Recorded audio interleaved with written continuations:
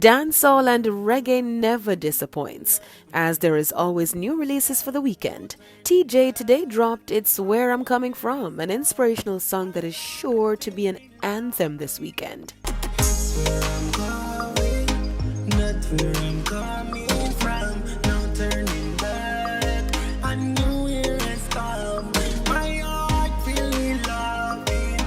Blessings keep fall on me. Guide me when I'm going out. Protect me when I'm coming in. The single is produced by Shalom Records and is available on all digital platforms. And there is much anticipation around the Up Top Boss's album set for release very soon, as he has worked with Rick Ross, T-Pain, Alicia Keys, Ludacris, just to name a few.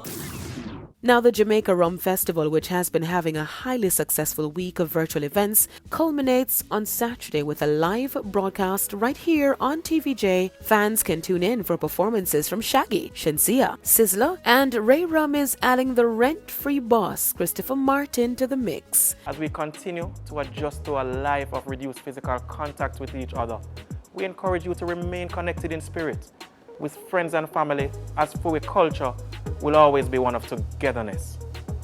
For Jamaica Rum Festival 2021, please remember that you must be 18 years or older to drink.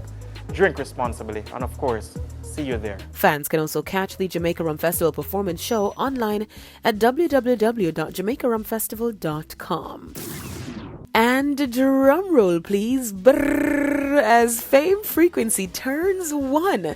The event, powered for 52 weeks by Smirnoff Jamaica across radio, television, cable, and online platforms, will on Saturday celebrate 1 year of being the #1 broadcast and virtual event coming out of Jamaica. LaShawn Davis of Smirnoff spoke to the very rewarding brand partnership. We've been looking at all the feedback that we've been getting, and everyone is enjoying Fame Frequency.